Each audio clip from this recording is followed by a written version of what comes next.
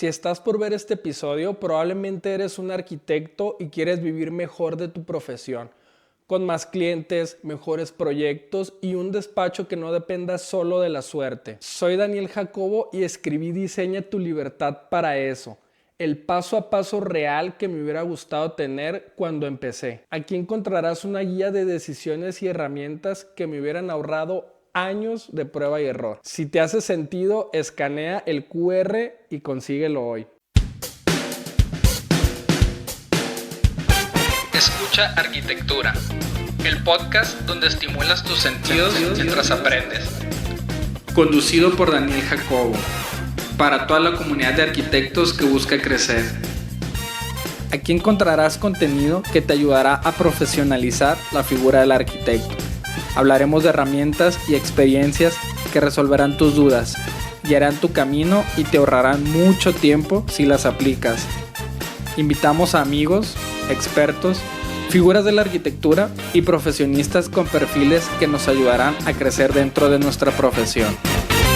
Arrancamos. Hola, ¿qué tal a todos? Bienvenidos a este episodio de Escucha Arquitectura. Estoy muy contento de tener en este episodio a Rogelio Vallejo representando a HW Studio. Ellos están ubicados actualmente de manera física en la ciudad de Morelia, Michoacán. Gracias a la tecnología y a lo que nos ha brindado la pandemia, pues hoy podemos estar conectados vía remota y tener esta entrevista. Rogelio, bienvenido a este espacio que es Escucha Arquitectura. Muchas gracias, Dani. Muchas gracias a todo tu auditorio de Escucha Arquitectura. Esperamos que esta charla la disfruten y les podamos aportar algo, ¿no? Claro que sí, es la idea. Para empezar, Rogelio, me gustaría saber, de manera general, tu historia. ¿Cuál es la historia de HW Studio? ¿Cómo empezó? Si cuando recién te graduaste tú fundaste el despacho, te asociaste con algún amigo. ¿Cuál fue la historia de lo que hoy en día es tu estudio? Mira, Dani, cuando salí de la carrera tuve altibajos. Mi aproximación con la arquitectura fue rara, porque el primer encargo que me hicieron fue mi papá, ¿no? Se acercó y me dijo: hijo, vas saliendo de la carrera, quiero pedirte una casa. Y entonces pues ya me puse a trabajar sobre más o menos, a ver, cuéntame qué es lo que necesitas, cómo lo visualizas y tal. Fui a visitar el terreno, pues lo que nos enseñan en la academia, ¿no? Y le hice una primer propuesta. Y me acuerdo que él es médico y es muy práctico, ¿no? Todo este tema medio poético y filosófico le resulta algo absurdo. Entonces, le presenté y me dijo: no, ¿sabes qué? Es que no me has cachado, no. Yo necesito que dibujes mis ideas, que hagas lo que el cliente te pide. Tú debes de hacer lo que tu cliente te pide. Entonces, pues para mí fue un balde de agua fría, porque en cierta parte lleva razón y en cierta parte no, porque pues nos dedicamos 5 años a estudiar, 6 años, 7 años a estudiar esta carrera, como para que alguien que no tiene los conocimientos llegue y te diga cómo se deben de hacer las cosas. Entonces yo entré en un conflicto ahí interno fuerte de qué hacer. ¿Hago lo que el cliente pida o hago lo que la academia me enseña? Y entonces, pues no. Si a eso le añades que a mí me resultaba muy difícil que saliendo de la carrera alguien te dijera: aquí tienen 2 millones de pesos, 3 millones de pesos, confío en ti, diséñame algo y construyeme algo. Yo decía: es que qué loco en el universo puede confiar un proyecto a alguien que va saliendo, ¿no? Entonces yo no veía claro, traía una confusión muy grande de cómo debíamos tratar a los clientes, cómo debía ser el proceso de abordaje, y me acobardé un poco, la verdad. Me entró miedo de ¿qué hago? O sea, ¿qué sigue saliendo de la universidad? Si yo me pongo a hacer y hago caso a lo que dice mi padre, de escuchar a los clientes, de repente va a venir el tío muy contento y me va a pedir una casa a la cual también él va a diseñar, y luego el compadre, y entonces voy a tener un montón de casas que me dan de comer, que mantienen el despacho, pero que no me dejan, no aportan nada a ese mundo tan rico de la arquitectura, de la buena arquitectura, creo yo, ¿no? Entonces, yo no lo veía claro y decidí decirle a mi papá, mira, tú lo que necesitas es un dibujante y por respeto a lo que has invertido en mi carrera, no puedo yo ser tu dibujante. Y a raíz de eso me fui a Europa a estudiar arte y nuevas tecnologías. Yo entendía que el arte era importante para conceptualizar, profundizar en temas de filosofía, y los artistas suelen materializar muy bien los conceptos, los plasman muy bien, y entonces quería aprender esos mecanismos, cómo los artistas conceptualizaban y cómo transformaban esa conceptualización en un proyecto, llámese escultura, pintura o lo que sea, ¿no? Y entonces me dediqué a hacer arte. A raíz de que me dediqué a hacer arte, me contrataron en un estudio en la Ciudad de México, Juan Garduño, y estaba encargado del departamento de arquitectura experimental, un departamento nuevo dentro del estudio. Entonces seguía esta aproximación a la arquitectura desde distintos ángulos, ¿no? No solo la técnica, no solo el proceso constructivo. Y bueno, de repente llega mi primera oportunidad, que tiene que ver con un conocido. Llega y me dice, Roger, pues quiero que me hagas mi casa. Recuerdo que yo vivía en ese entonces en Barcelona, yo estaba viviendo en Barcelona, y le dije, mira, a mi cliente, si quieres que te diseñe algo, me tienes que dar libertad creativa. Yo no tenía ganas y me abrumaba tanto el que me dieran un proyecto. O sea, decía, ni siquiera me siento completamente arquitecto. No sé construir, no sé administrar una obra, sé conceptualizar medio artísticamente, sé algunos principios y formas de proyectar el espacio, pero me da mucho miedo. Entonces, con ganas de que él se negara, fui un poco exigente en ese sentido y le dije, dame libertad creativa. Y él conocía mi portafolio porque algún día se lo había entregado. Eso lo hacemos desde el inicio y lo recomiendo mucho, documentar toda la obra o todos tus proyectos desde la universidad, porque finalmente es la carta de presentación que le va a sugerir al cliente qué busca en ti, ¿no? ¿Qué le puedes proponer? Si va tu arquitectura o tus propuestas acorde a lo que él está buscando, o si él es un cliente bueno para tu orientación como arquitecto. Entonces, con ganas de que me dijera que no para seguir en Barcelona, le pedí libertad creativa y me la dio. Entonces, yo como no tenía conocimientos ni de construcción ni de administración, tenía que juntar elementos que mantuvieran ese banquito estable. Yo era una pata, necesitaba 2 patas más. Entonces, creo que las buenas empresas están formadas de gente hábil y capaz en su rama. Uno no puede hacer todo. Entonces, yo entendía que la parte del diseño a lo mejor lo podía abordar bien yo, pero las otras partes no. Y lo que hice fue hacerme de un socio que tenía muchos años de experiencia construyendo y administrando obra. Y le dije, vente, vamos a unirnos, vamos a mitades y vamos a hacer este proyecto. Era un proyecto muy interesante. Este cliente estaba en la presidencia de la República, en plena guerra contra el narco. Entonces entendíamos que era un cliente especial hasta en su trabajo, ¿no? Especial en el momento en el que se encontraba y en el momento en el que nos encontrábamos todos. Estábamos en medio de una guerra. Michoacán estaba ensangrentada por todos lados. Sentíamos que se escapaba la paz. Entonces la propuesta fue orientada a, tú llegas en tu coche, vamos a abrir un recorrido libre a través del cual tú vas a decidir por dónde irte, pero vas a atravesar un bosque, con el objetivo de que este pequeño y nuevo bosque se queden atrapadas todo el mal rollo que tú vives en tu trabajo todos los días, ¿no? Entonces fue interesante porque la casa comenzó al revés.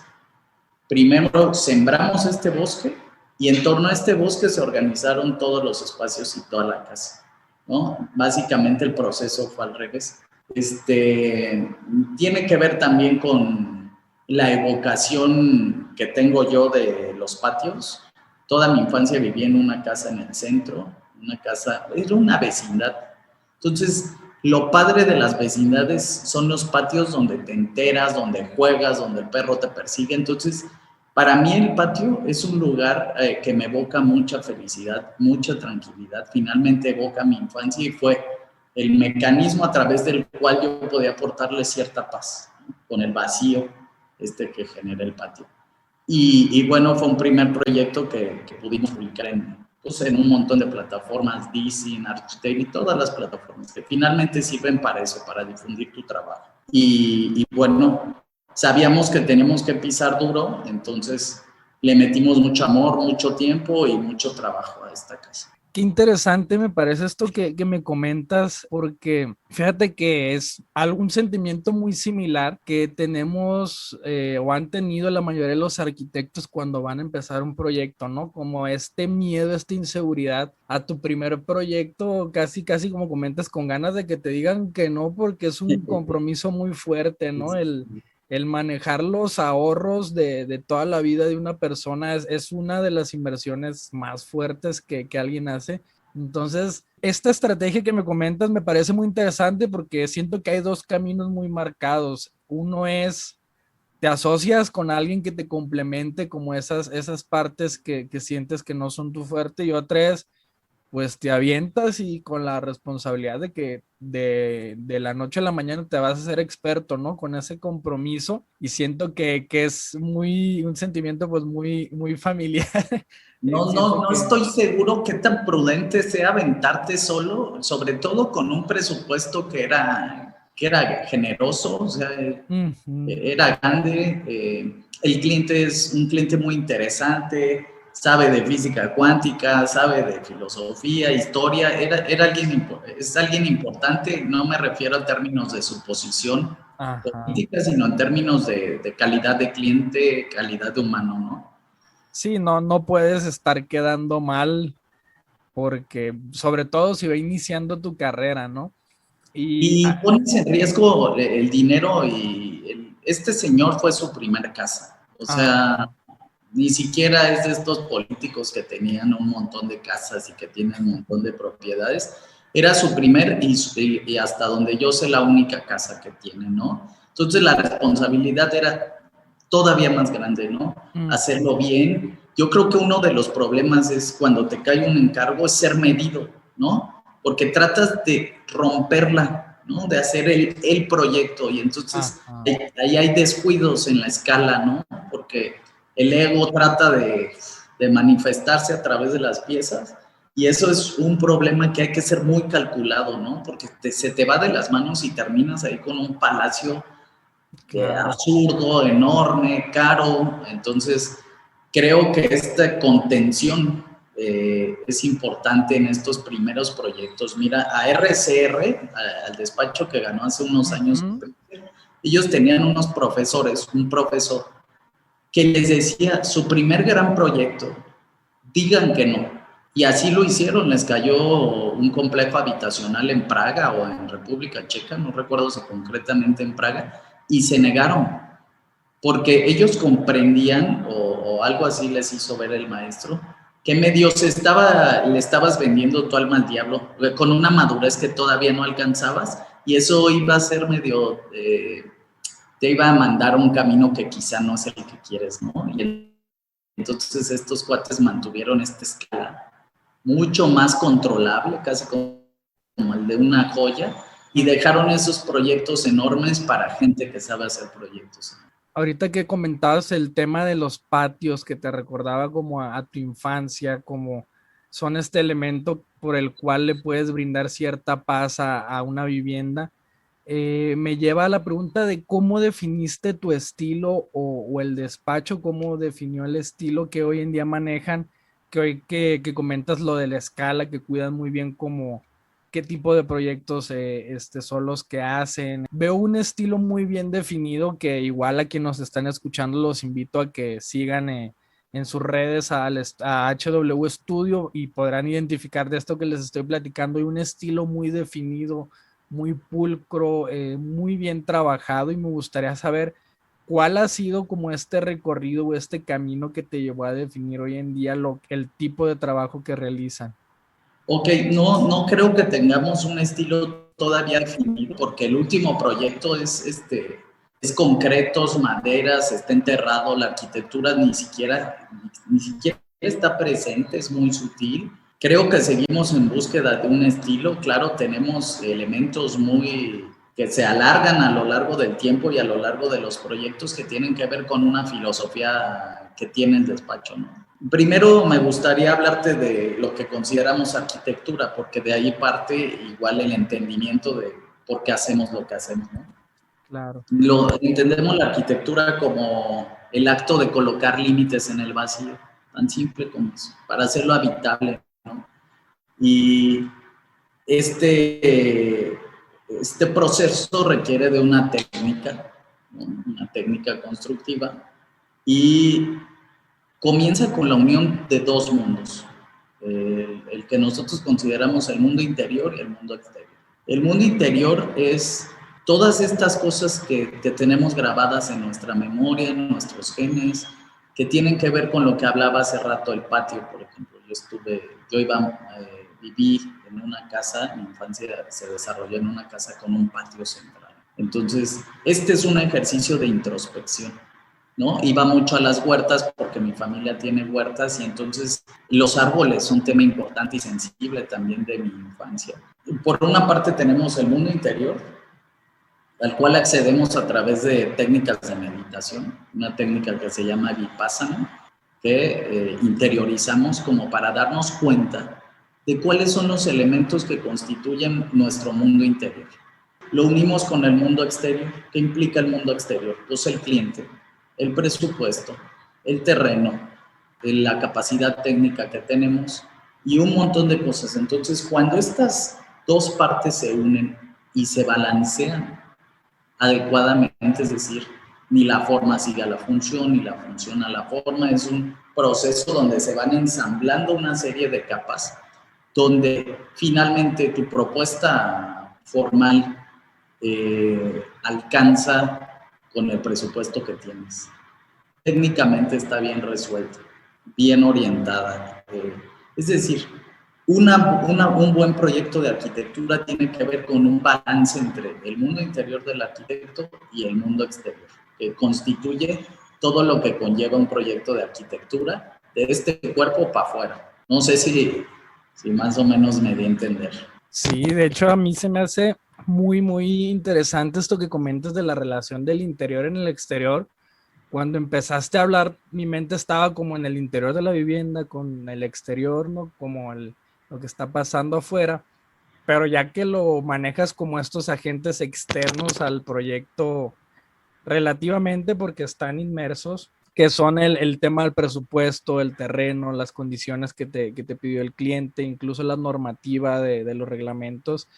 Siento que es un equilibrio del cual no te puedes escapar y siento que al final en el trabajo que veo yo en su arquitectura pues se ve muy bien logrado porque son proyectos que lograron entender el contexto donde están, funcionar con el emplazamiento, me imagino con el presupuesto porque está logrado el proyecto, se ve terminado, entonces siento que es un equilibrio muy interesante el cual pues es importante buscarlo siempre. Yo en lo personal, yo también siento que soy un arquitecto joven, estoy todavía en la búsqueda de definir un estilo. Como comentas, he manejado a veces proyectos que los pongo en concreto, a veces en blanco, a veces madera, a veces en grises, a veces en beige. Como esta búsqueda y siento que ese tema que comentas a lo mejor, siento que los arquitectos nunca vamos a decir mi estilo ya está definido, es una carrera larga. Y en esa carrera larga comentamos que has tenido unos grandes maestros. Me encantaría saber cómo han influido, si han servido estos grandes mentores que has tenido. Me comentaste que fueron tus maestros Eduardo Soto de Moura, Aires Mateus, Álvaro Sisa. Me gustaría saber cómo fue la experiencia de poder tomar clases o conocer a estos arquitectos. Bueno, la primera parte que dices, creo que no deberías de preocuparte por obtener un estilo o tener un estilo. No te ates a ti mismo. Finalmente, supongamos que logras un estilo, y esto va para todos los que están buscando un estilo. Supongamos que lo logras. Te estás atando a ti mismo a ciertas reglas que no van a permitir... prácticamente van a estancar, y estoy casi seguro que tu espíritu, el que busca manifestarse, se va a sentir oprimido. Suele pasar con la academia. Por ejemplo, cuando aparecen los impresionistas en el mundo del arte, la academia suele apagar, ¿no?, estos intentos de manifestación artística, espontánea, intelectual, lo que quieras. Y entonces, de repente, y Kandinsky lo explica muy bien en el problema de la forma, de repente la academia son los impresionistas y tratan de apagar a los expresionistas. Entonces, no te encadenes a ti mismo, no te crees un estilo, ni siquiera creo que sea algo bueno. Más bien, permítete que cuando tú unas tu mundo interior con el mundo exterior de los clientes, eso mismo te tiene que dar un producto completamente distinto, porque el cliente es algo diferente. Y te voy a contar, tú la arquitectura la ves muy blanca, nuestra arquitectura, entonces no, o sea, hubo un cliente, una clienta que nos pidió un hotel lleno de colores, ¿no? Y entonces nosotros no controlamos bien el color, no nos sale, esa es la verdad. Somos poco mexicanos en ese sentido y es un reclamo que nos suelen hacer. ¿Por qué si eres mexicano todo es blanco, no? Bueno, no controlamos bien el color, en ese sentido somos torpes. Entonces, cuando nos llega la cliente y nos dice, quiero algo lleno de colores, nuestro papel no debería de ser convencerla de que lo haga blanco, sino ver cómo solucionar bien su encargo, ¿no? Ok, no controlamos bien el color, vamos a ver quiénes lo controlan bien. Pues lo controla bien Agatha Ruiz de la Prada y Malafacha. Y entonces agarramos estas dos personas y lo que hicimos fue volcar, prácticamente derramar en cada elemento que teníamos un color de los que ellos habían elegido para su colección otoño-invierno de ese año. Entonces había un control del color que dependía de alguien más. Ya la maceta era azul, el sofá era color mandarina, el naranjo le daba ciertos tonos verdes al espacio. Entonces la fusión de la que te hablaba entre mundo interior, nuestra capacidad y limitaciones, más el cliente, más el presupuesto, tienen que configurar un proyecto de arquitectura que no sea parte de tu ego ni de tu estilo, sino que sea un producto de esta fusión de muchos elementos, ¿no? De múltiples capas que vas ahí armando tú y te van generando algo tal vez muy distinto, que ni siquiera se puede hablar de un estilo. Bueno, esa como primera parte. No te preocupes por tener un estilo, preocúpate por resolver muy bien cada encargo, independientemente si es un lenguaje tal o cual. Creo eso. Ahí haciendo un pequeñito paréntesis, qué importante esto que comentas, porque fíjate que justo cuando me han preguntado qué es lo que más te gusta de la arquitectura o de tu trabajo, es que le digo, pues es que nunca me aburro porque siempre hay algo nuevo que hacer, hay algo diferente, cada proyecto es único, es distinto. Incluso a veces me han llegado a decir, oye, ¿por qué publicas todos tus proyectos, los planos, te los van a robar? Les digo, pues es que yo creo que la buena arquitectura no se puede robar porque ese proyecto solo funciona en esa ciudad, con ese clima, con esa orientación, con ese presupuesto, con esos clientes, con esos materiales. Entonces, no se puede, o sea, sí puede robar, pues, pero no va a funcionar. Entonces, creo que ha sido un consejo muy, muy acertado, creo, el que has dado, el no preocuparse, porque justamente eso es lo que hace muy interesante la profesión, que cada vez no sabes pues qué te va a llegar, ¿no? En qué va a resultar el trabajo, y creo que eso lo hace muy interesante. Continuamos con la pregunta. Sí, y la verdad es que no hay necesidad. Mira, lo nuestro luego suele ser muy blanco porque se ha dado el tema de que somos de una ciudad, de un estado pobre en México. Entonces, todo tipo de exceso debes de ahorrártelo.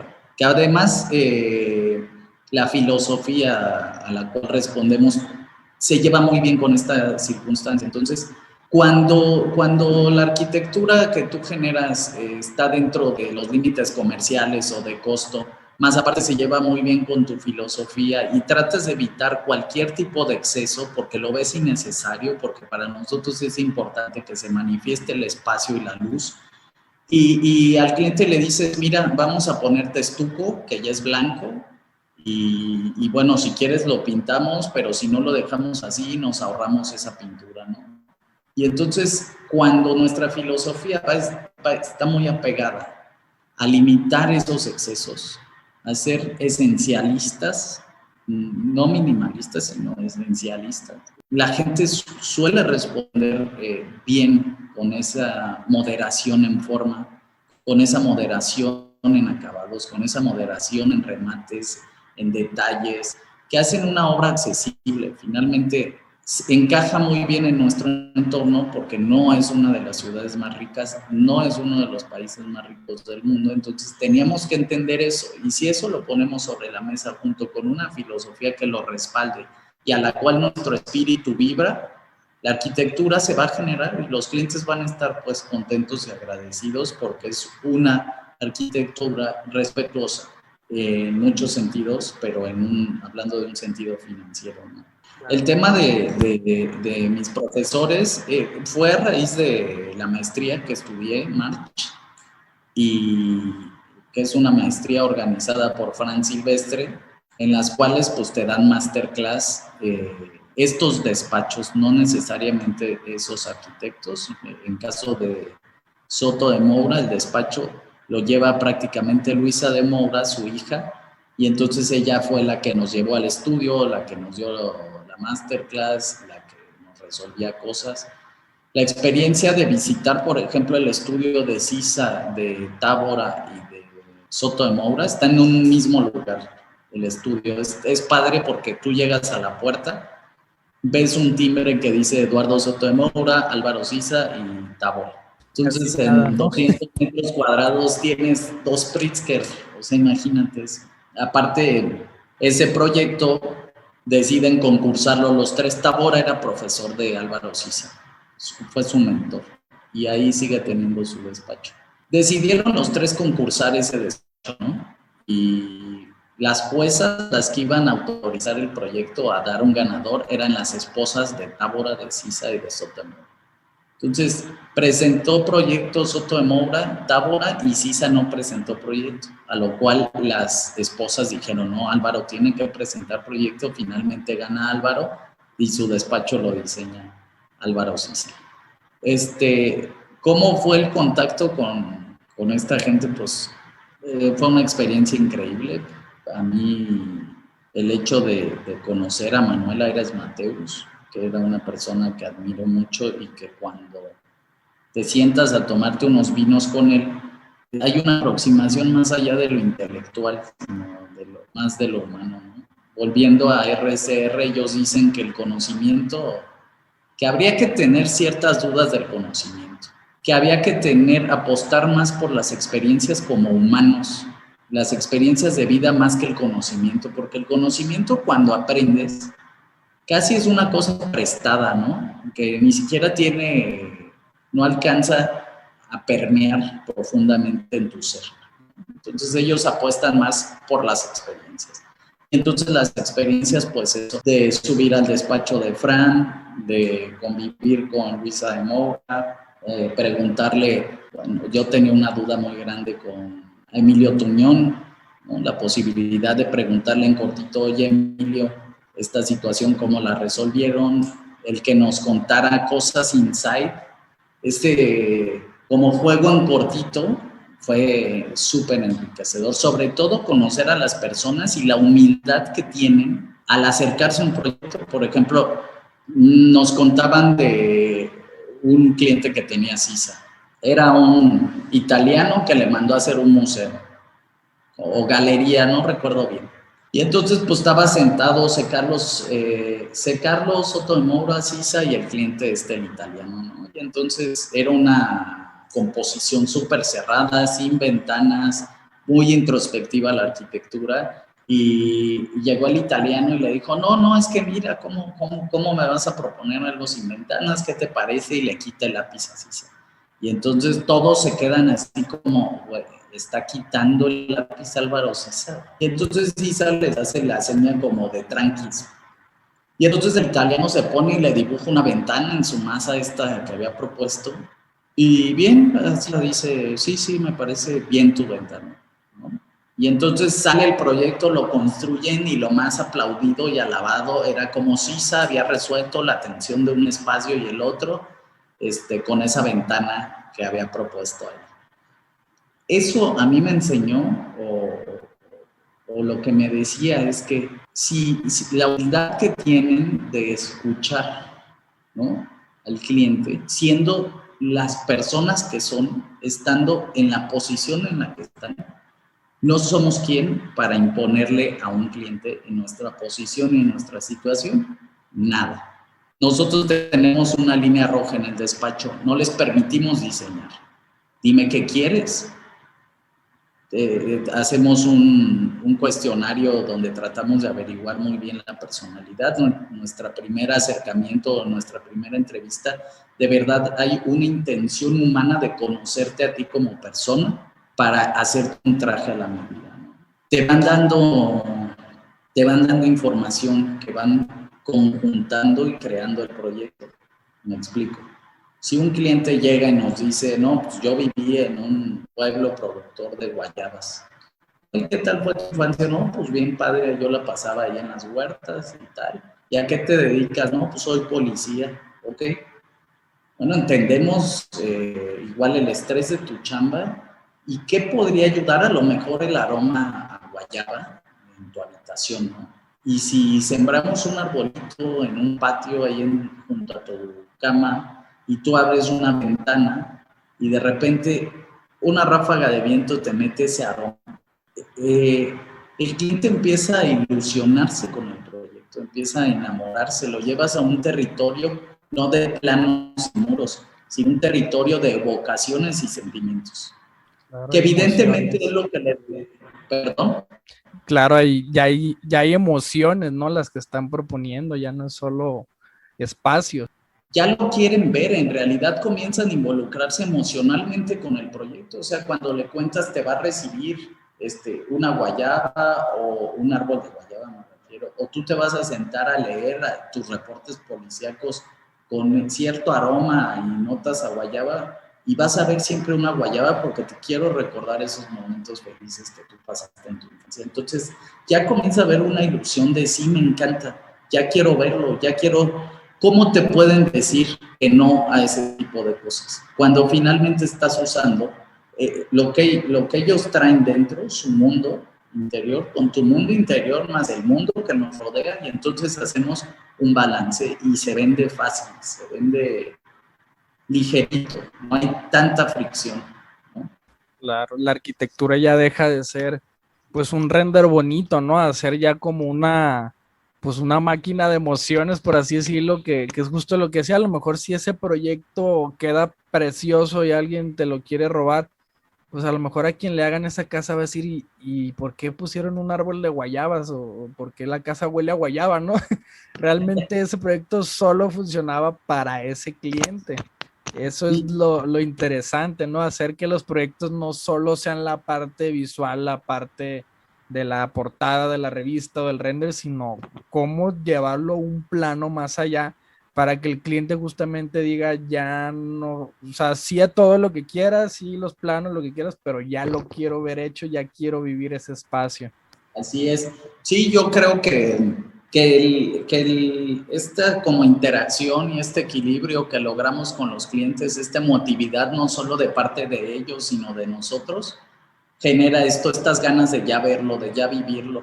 Si a eso lo resolviste funcionalmente bien, si técnicamente está bien orientado, por ejemplo, el edificio que acabamos de terminar en Morelia, que tiene un shooter de aluminio. No sabemos controlar las ventanas, son un elemento muy difícil de controlar en la arquitectura, entonces trabajamos más bien con sólidos a los cuales sacamos elementos, que es una técnica escultórica que se llama estereotomía. Stephen Hall lo usa mucho, Miguel Ángel, mucha gente en la historia de la escultura y de la pintura y tal utiliza esta metodología, Chillida o Teiza. Miguel Ángel decía que ya estaba el David dentro, que solo quitó el resto. Bueno, más o menos ese es nuestro proceso. Y cuando conjuntas esto, de que, bueno, las emociones y sentimientos del cliente, nuestro mundo interior, presupuesto, técnicamente está bien resuelto el edificio, cumple con ciertos criterios académicos, conjuntas y logras una buena pieza de arte, ¿no? Con sus errores, por supuesto, porque ninguno de nosotros somos dioses, con las cosas criticables, por supuesto, pero logras una buena pieza de arquitectura. Claro. Al final lo que cuenta pues es como este trabajo intelectual, filosófico, conceptual, que al final en lo técnico pues siempre hay errores, siempre hay inconvenientes y como dices pues un arquitecto no es un dios, entonces siempre hay miles de factores que están interviniendo. Me gustaría preguntarte, vi que tienes una alianza con Fran Silvestre, que es un despacho que se encuentra fuera de México y que forman parte de una red de despachos en todo el mundo. Esto me llamó a mí mucho la atención, dije, pues qué es, ¿no? ¿De qué trata? ¿Cómo surgió? ¿Cómo funciona? ¿Cómo se han beneficiado? No sé si puedes hablar un poquito de Sí, esto. sí, mira, con Fran a raíz de que tomé el March, tuvimos consonancias obvias en la forma de proyectar, en la forma de diseñar. Él es un arquitecto muy potente formalmente, ¿no? Muy interesante su método y congeniamos mucho, ¿no? Yo es mi profesor y es un arquitecto que admiro un montón. Y una vez, pues a raíz de que vieron el trabajo que llevamos tiempo desarrollando, antes siquiera que existieran redes sociales y estas cosas, me cita en su estudio y me dice, oye Roger, pues quiero ver cómo podríamos trabajar juntos, ¿no? Me interesa entrar a México y bueno, tú ahora que terminas el March te regresas a México. Y evidentemente yo es una persona que admiraba desde hace mucho tiempo y que te digan eso, pues igual que en el primer proyecto te tiemblan las rodillas y empiezas a sacar. Claro. Bueno, Fran, pues déjame pensar cómo podemos hacer, ¿no? Y entonces yo le propuse un joint venture, que es un mecanismo de asociación de empresas. Son muy ligeros, finalmente son mediterráneos y me dijo, joder, qué profesional. Y me dice, mira, ya lo veo tu joint venture y platicamos y nunca me dijo nada durante meses. Y yo, híjole, pues yo creo que ya valió esto, ¿no? Y justo antes de regresarme a México, nos fuimos a comer y me planteó la posibilidad de hacerlo mucho más ligero, no como dos empresas corporativas que hacen una alianza, sino los proyectos que lleguen a México, que pidan a través de nuestra página web clientes que lleguen de México, ¿por qué no los atiendes y entre tú y yo abordamos el proyecto, ¿no? Entre HW y Fran Silvestre Arquitectos. Y ya veremos, que es una frase que tienen los valencianos, ya veremos qué pasa. Y entonces seguimos en esas, esperando a que un proyecto se consolide y lo resolveríamos entre ambos despachos, ¿no? Y básicamente en eso consiste la alianza que tenemos, bueno, pues platicada el despacho FSA y nosotros, que mi preocupación era que éramos dos animales muy distintos en tamaño. Nosotros somos un ratón y ellos son un elefante, ¿no? Tiene el contacto de todos los grandes arquis y le puede marcar a Sisa como le puede marcar a Stephen Hall y le van a contestar, ¿no? Ese es el tamaño de Fran y nosotros no tenemos.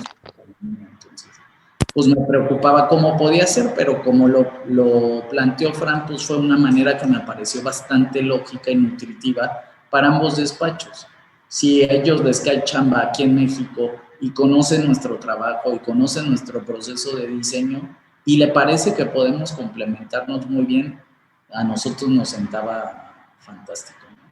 Ok, pues es una relación muy interesante. En algunos episodios anteriores comentaba que a veces en las facultades como que se comete este error de sembrar la idea o visualizar que tu compañero es tu competencia, ¿no? Que el arquitecto que está al lado formándose, pues algún día ya fuera vas a competir con él por los clientes, por así decirlo.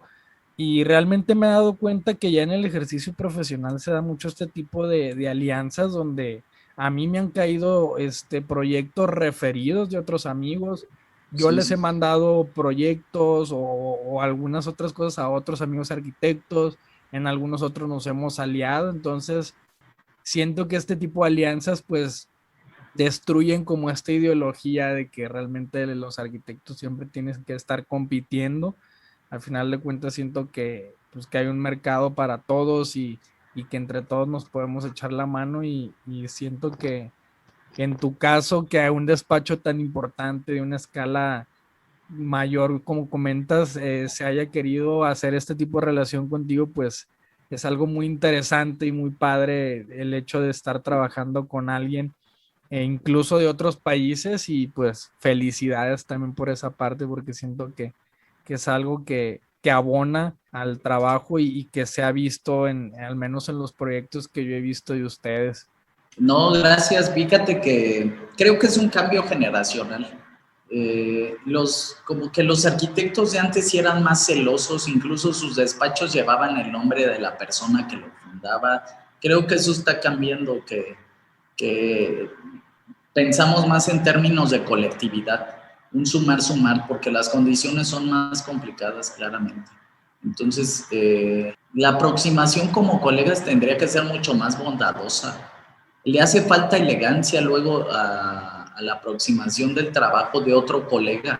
Es tan complicado, o sea, una pieza de arquitectura con todos los factores que influyen: normativa, presupuesto, cliente, esposa del cliente, nuestro propio humor, nuestro bioma por lo que desayunamos en la mañana. Hay tantos factores que alteran la idea al producto entregado final, que sacar una buena pieza ya tiene que ser aplaudible por otros colegas, porque deberíamos de comprender la complejidad que implica, ¿no? Solo el hecho de tener una obra de arquitectura puesta en el... Entonces, creo que es importante que hagamos grupo, que la aproximación hacia la arquitectura de otros colegas sea más elegante en términos de una crítica constructiva, no destructiva, que luego solemos decir y criticar los puntos malos de la obra y dan igual los puntos buenos o malos.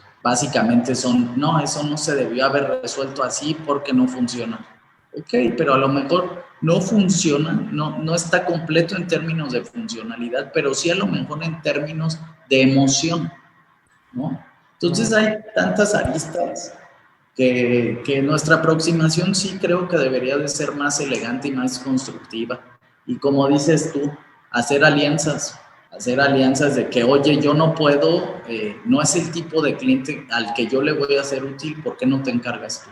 Él está buscando algo distinto, ahí te va la chamba y así, o sea, no tendría por qué ser de otra manera, pero lo es. Exactamente.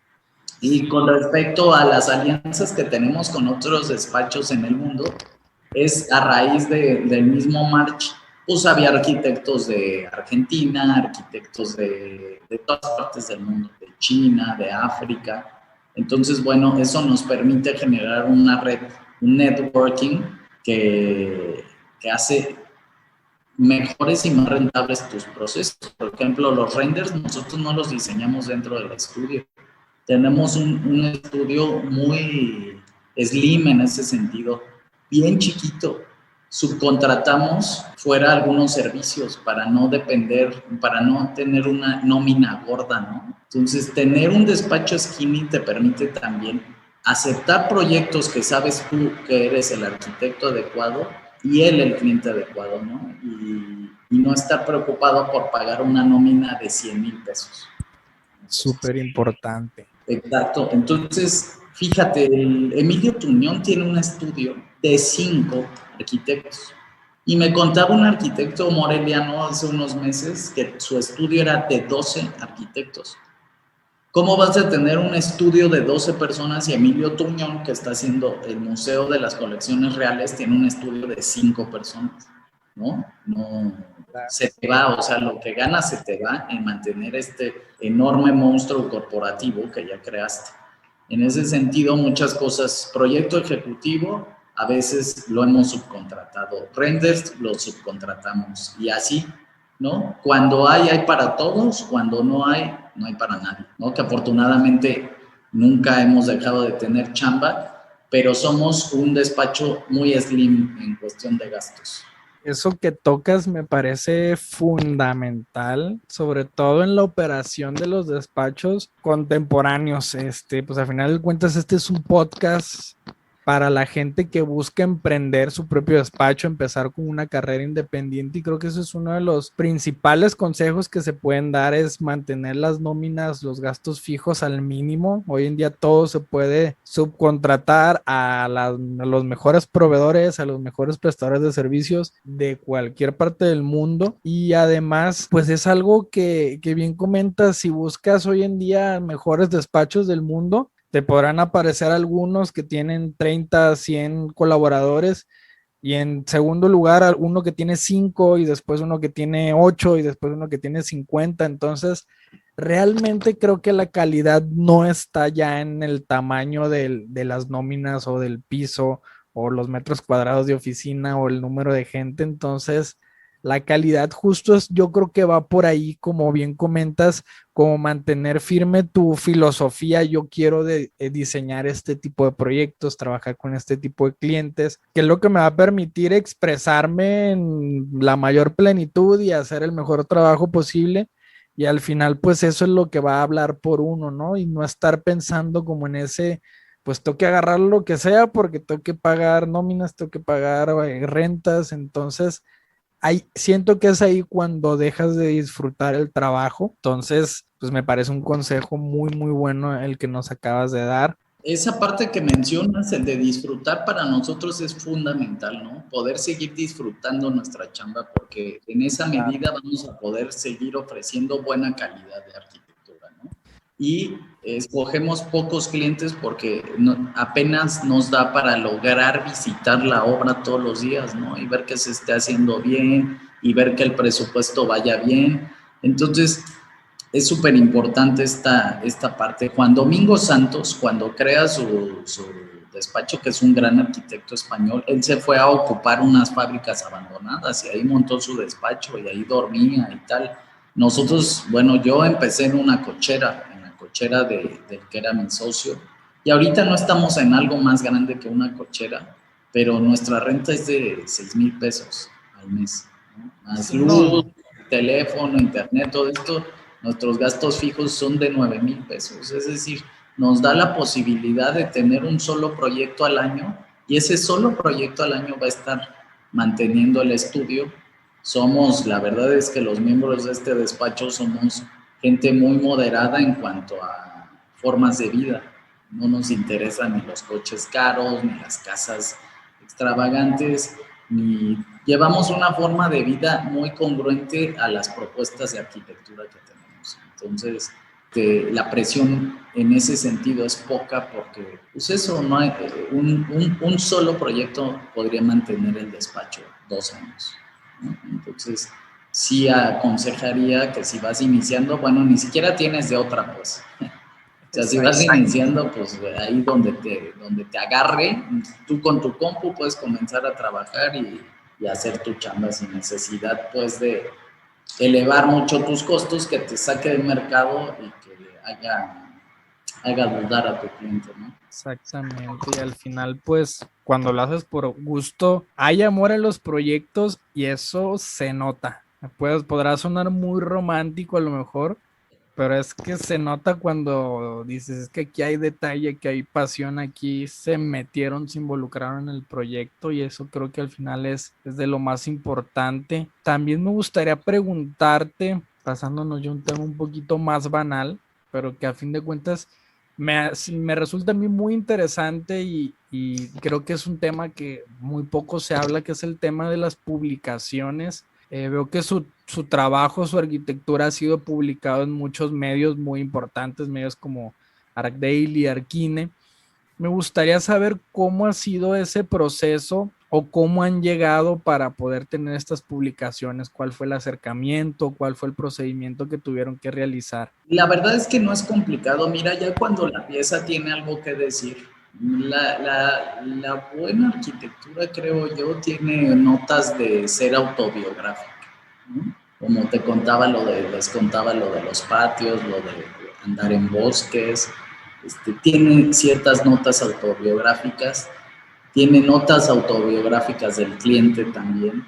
Entonces, siempre el producto que sale ahí va a tener una peculiaridad, tiene algo que decir. Finalmente, lo que tú envías a estas plataformas es una descripción del proyecto, por qué ciertas decisiones, por qué, de dónde provienen quizás esas notas educativas de tu pasado, por qué el cliente aceptó ese tipo de decisiones.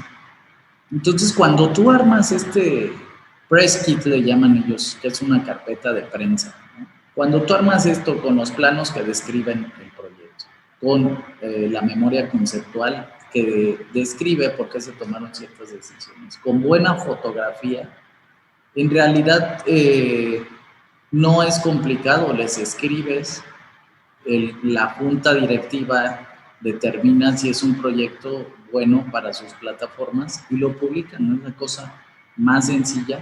Lo complicado es lo anterior, ¿no? Lograr una arquitectura que bueno, que tenga ciertos elementos que comuniquen este tipo de cosas. Importante documentarlo, como lo decía, bien, fotografiarlo bien. En ese sentido siempre nos hemos preocupado por contratar gente que sea capaz de documentar bien las obras, ¿no? Que tengan los lentes correctos para que ajusten las líneas, las horizontales, las verticales. Eso es muy importante porque describe de manera adecuada el proyecto. Entonces, tú conjuntas esta información, se las envías, ellos deciden si sí o no. Algunos deciden que sí, otros deciden que no.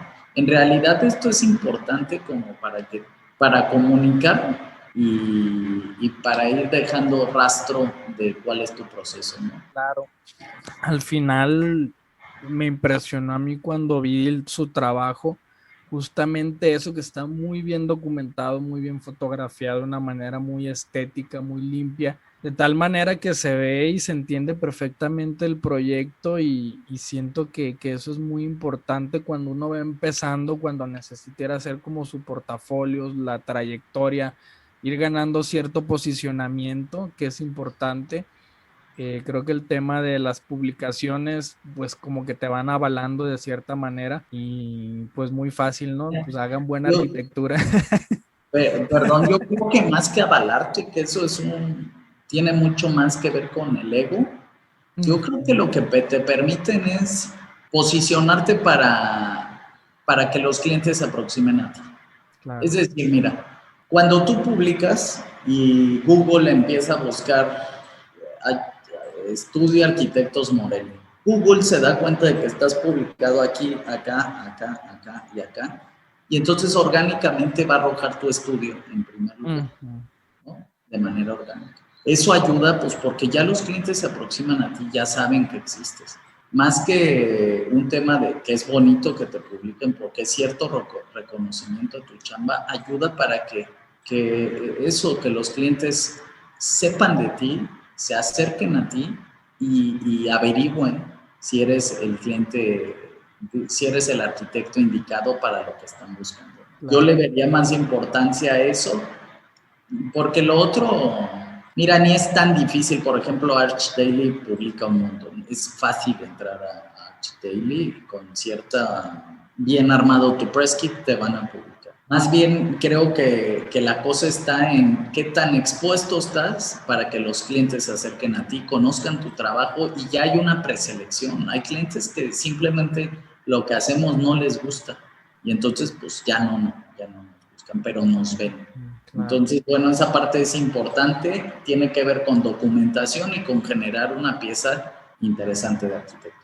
Pues si gustas, vamos a pasar ya a la parte final de este episodio. Me gustaría hacerte unas preguntas rápidas. Claro. que hago a todos los invitados. La primera de ellas es: ¿qué tipo de música usas para trabajar? Ahí andamos bien mal, ¿eh? O sea, es que pues la verdad en temas de música agarro Spotify y le pico. Más bien mi socio Didier fue DJ y de repente él es el que elige la buena música y es música como muy tranquila, muy electrónica y así. ¿Quién podría ser, Tony? Rufus Du, ¿qué? ¿Cómo se llama? Sí, bueno, un Rufus Du solo, estos más alternativos electrónicos. La verdad es que música andamos mal, está chido. Ok, a ver, en libros, películas, alguna recomendación que nos puedas hacer, ya sea de arquitectura o algún otro gusto personal. Hay un libro que a mí me encanta de Peter Zumthor, que se llama Atmósferas, que es me parece que es una charla que él da en Alemania y que explica la atmósfera como una cualidad estética más y cómo lograr una atmósfera.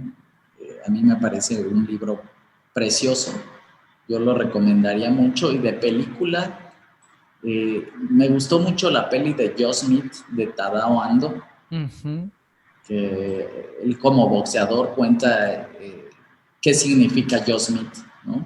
Que es una técnica de boxeo. Cuando tú te subes a un ring y vas a pelear contra un boxeador más grande, de brazos más largos, tienes que aplicar la técnica Joe Smith. Entonces él dice que esa técnica la aplica en su estudio, ¿no? Que es una técnica de lucha contra los grandes para no ser noqueado. Entonces, bueno, esa peli se la recomiendo mucho. Órale, suena muy interesante. Sí, está padre porque aparte cuenta Casa Wabi, el proyecto de Oaxaca. Sí. Cuenta cómo finalmente se convenció de si hacer algo en Oaxaca, porque no estaba muy convencido, le estaba haciendo algo en Monterrey, y cuando llega el encargo dice, no, pues no, me queda muy al sur. Y cuenta el proceso un poco de cómo fue Casa Wabi, cómo le enamoraron los carpinteros mexicanos y cómo finalmente aceptó pues ese encargo. Muy recomendable esa película. Perfecto. ¿Tienes algún arquitecto favorito? Yo creo que Álvaro Siza, sí. Oh, wow.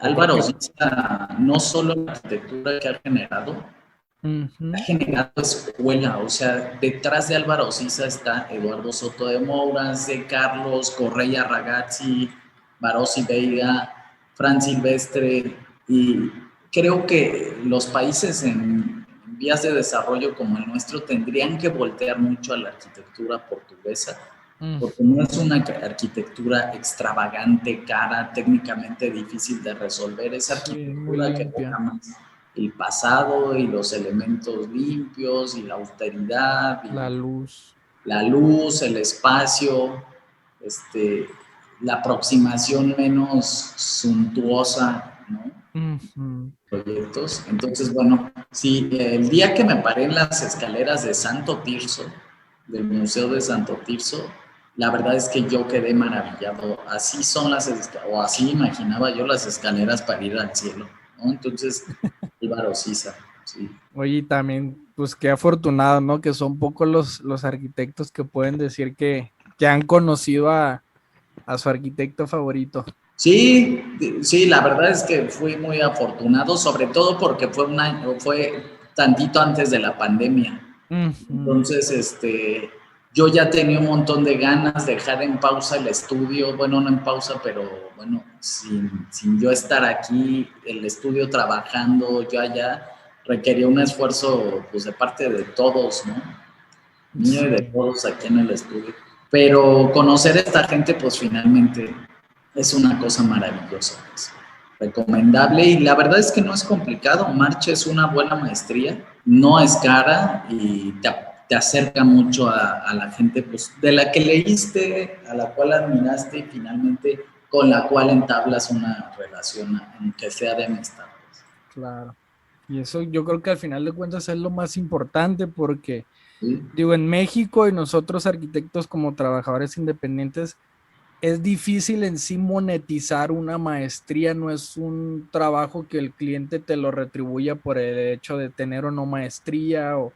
Entonces el saber cómo utilizar ese conocimiento, esas experiencias, la gente que conociste, siento que es lo más importante de todo, ¿no? De haber hecho una maestría. No, pero tendrías que tener que cobrar esa inversión, es decir, o sea, nosotros comenzamos a cobrar más a raíz de después de la maestría que antes de la maestría, porque evidentemente tú ya hiciste una inversión que deberías de poder recuperar. Monetizar, claro.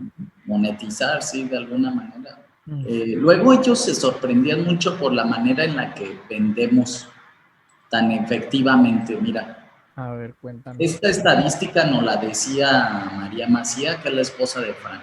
Ujú. nos dice, mira, de 100 personas que se acercan a nosotros como despacho, 60 hacen un acercamiento más profundo, es decir, ya piden datos, piden información. Ujú. 30 de ellos solicitan presupuesto y 10 de ellos firman contrato, es decir, de 100 personas, 10 firman contrato. Eso significa un 10% de efectividad. Ellos, los despachos europeos, trabajan distinto a nosotros en términos de lana. Ellos te hacen el diseño, te lo cobran súper caro, súper caro. Casi lo que nosotros cobramos por ejecutar una obra completa durante un año, ellos te lo cobran solo por diseñar y hacer el proyecto. Entonces, bueno, evidentemente eso limita a que solo la gente de muchísima lana en Europa logre contratar arquitectos como Frank. Y entonces lo que nosotros hacemos es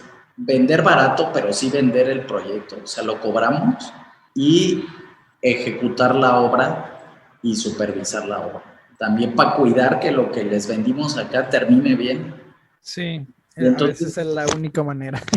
ganamos de este proceso todo, pero los europeos no ganan solo de esto, de esta parte de hasta arriba. Ujú. Entonces sorprendía mucho nuestra capacidad de venta, porque básicamente nosotros traeremos una capacidad de venta del 50%, es decir, la mitad de la gente que nos busca suele eso, termina en una obra, ¿no? Entonces nos preguntaban, bueno, ¿cómo le hacen para vender? Y creo que traté de contártelo, tiene que ver con involucrar de tal manera al cliente en términos emocionales, no de diseño, y en términos intelectuales y tal, de tal manera en que ese involucramiento logre que el proyecto solo se venda, ¿sabes?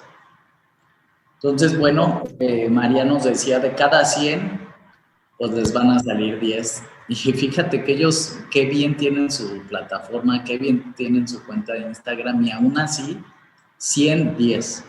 Entonces nos decían, si ustedes quieren un cliente, necesitan hacer lo necesario para que se les aproximen 10 clientes, ¿no? Ya sea pagando en redes sociales o haciendo algo, pues, no sé. Sí, es prospectar, prospectar y prospectar. Prospectar, sí. Wow, pues muy interesante esto que nos comentas del proceso, ¿no? De cómo es diferente cómo se trabaja aquí en México y en Europa. Por último, me gustaría preguntarte también, si no fueras arquitecto, ¿qué serías? Pues yo creo que sería cineasta.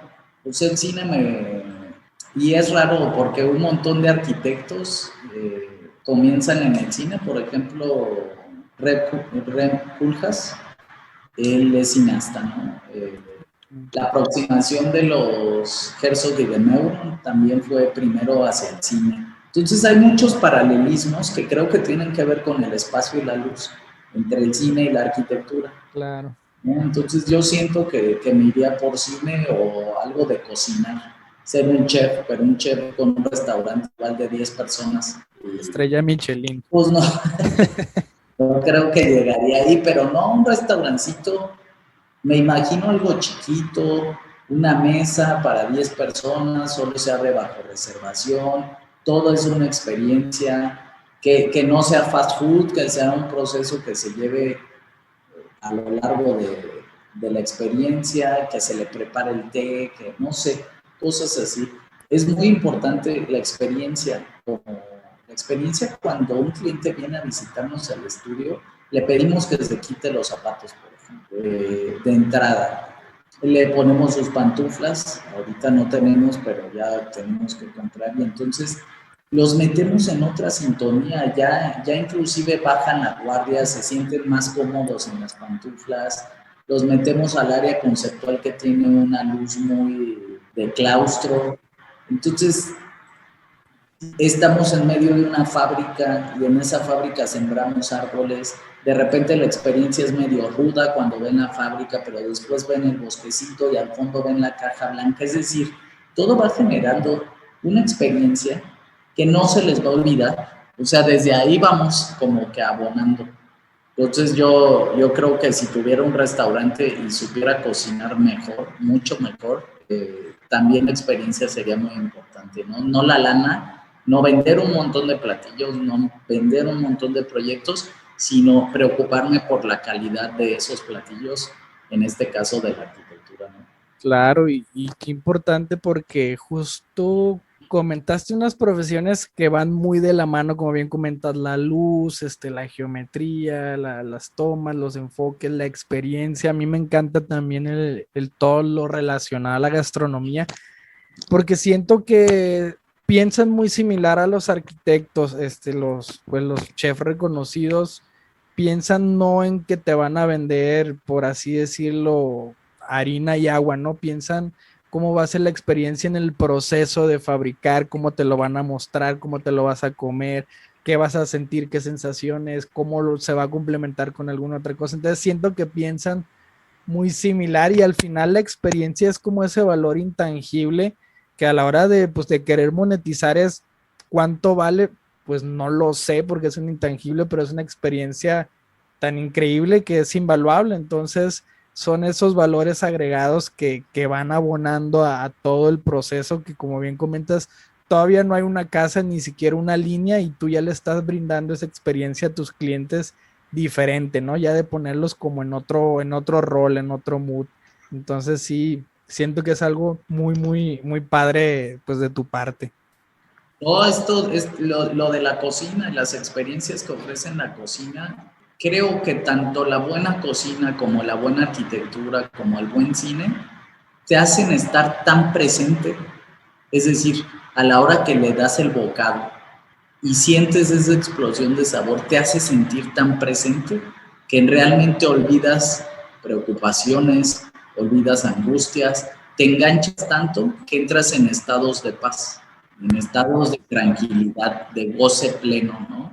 Luego, bueno, esto es más filosófico, pero luego la mente está tan dispersa, monkey mind le llaman los budistas, saltando de rama en rama, que nos es difícil concentrarnos en lo único que tenemos, que es este momento, ¿no? Entonces, la buena arquitectura, cuando entras a un edificio, por ejemplo, al Panteón de Aripa, y volteas a ver ese hueco por el que entra la luz, te conmueve tanto que te hace presente, finalmente estás viviendo ese momento, sin la dispersión de la mente y del ego.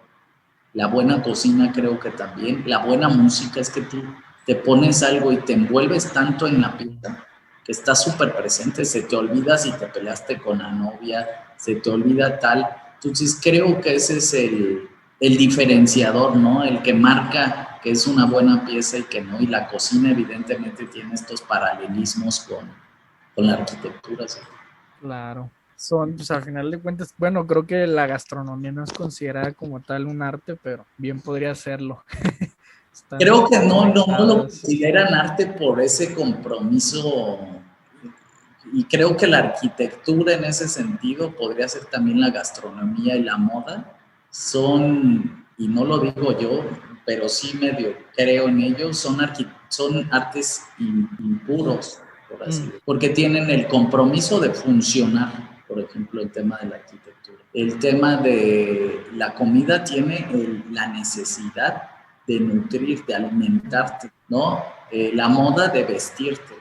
Entonces, esos compromisos medio hacen que se tengan este grado de pureza, que yo lo veo bien, la belleza del imperfecto es parte de nuestra filosofía y esa impureza creo que le juega a favor, no lo digo despectivamente, pero sí, no, creo que por eso no consideran, en el caso de la arquitectura sí, pero la gastronomía y la moda pues no. Sí, pues al final de cuentas lo que importa es que causan emociones. Sí. Oye, yo creo que lo más importante de la cocina en este caso es eso, que te enganchan al presente, ¿no? Un buen taquito, no hay manera.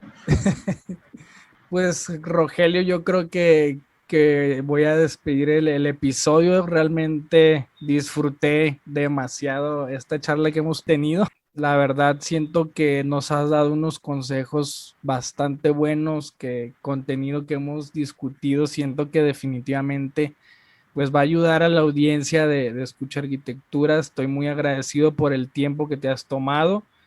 Hoy tú, Rogelio, en representación de HW Studio. No sé si quieras compartirnos tus redes sociales para que puedan seguirte. Pues muchas gracias a todos, espero que haya sido de utilidad. Cualquier duda, pregunta o cuestión que quieran atender, pues nos pueden mandar un privado ahí a nuestra cuenta de Instagram, que es HW Studio Arc, con U como de arquitectos, y HW Studio Arquitectos en Facebook. Solemos compartir mucho nuestros planos, algunas descripciones, porque para nosotros es importante que vean algunas soluciones y si les sirve alguna de esas soluciones, pues las apliquen a sus proyectos, ¿no? Entonces, yo encantado de haber estado contigo, fue una charla súper bonita, Daniel, entonces, bueno, pues espero que le guste a tu audiencia y le ayude a tu proyecto. Espero que sí, estoy seguro que sí, igual te lo agradezco otra vez, de verdad muchas gracias, lo disfruté mucho. Yo los invito a seguirme en mis redes sociales como Daniel Jacobo-arquitecto, Daniel Jacobo Arquitecto en Facebook, y si quieren unirse al grupo es Comunidad de Arquitectos Emprendedores, también en Facebook. Ahí compartimos contenido, los episodios del podcast, y pues nos vemos en el siguiente episodio. Un saludo.